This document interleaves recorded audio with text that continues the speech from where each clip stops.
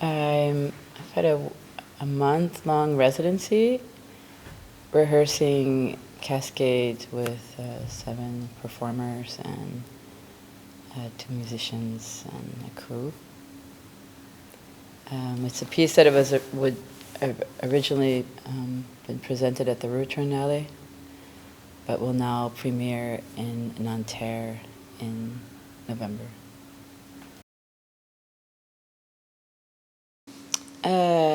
Yeah. I think there's different entrances.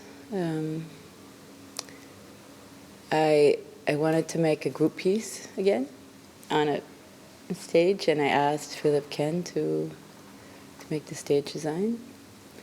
And the very first impulse, I think, was looking at time, measuring time, to sort of work with a multi-dimensional time, something that's not linear, but that different realities are kind of coexisting. And so we actually started in February, and we were working on the rupture and the interruption and how time can, expand and collapse, like depending on what state you're in. And it was quite strange that in the middle of the process, then this whole Corona experience came and everyone was in a shutdown, because that was like a collective reset and interruption. And yeah, so how to also integrate that experience has kind of been part of it. But simply the group is like a gang of dreamers. They kind of land into this space designed by Philip Ken that's, you could see it as kind of, they're going back in time into Atlantis, or they're into a future. So this mix again between kind of ancient future. Are they remembering something? Are they wishing for something? So it's like it's a weird tension between past and future.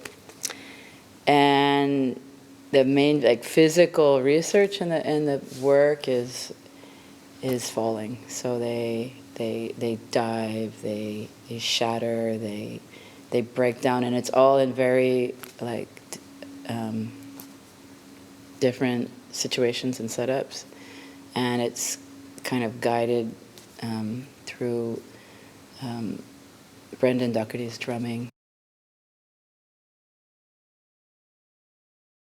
Yeah, I think Cascade is, it can be, in one sense, a waterfall, something that's nurturing. It's like a stream, but it also things can go wrong very easily because we're all deeply connected. So you have a cascade of events that things, one small thing can tick off a whole chain reaction of other things. And also in French, you have this cascadeur, the stuntman, or the act to be brave. So we play a bit with this as well, but also in a kind of, not in a look what we're doing, but in a kind of playful, it happens, not happens, sort of non-event. What you wish for doesn't quite happen. So it's, or what you want to do doesn't turn out. So it's a kind of,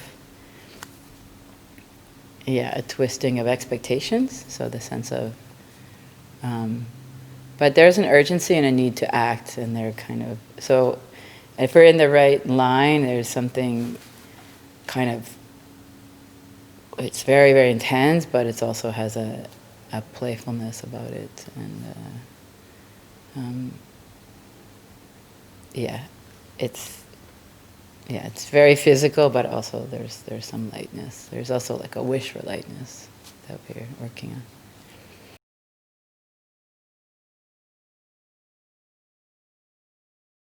I felt that it was urgent that I make this piece, even if it, the conditions weren't working. And, so we met also on Zoom, and we made videos for each other, and we tried to dance in each other, like in the living room of each other and like send messages. So there was like, we somehow had to really think about what value. I just had this sense like I didn't want to postpone. I really somehow it had to happen in this time.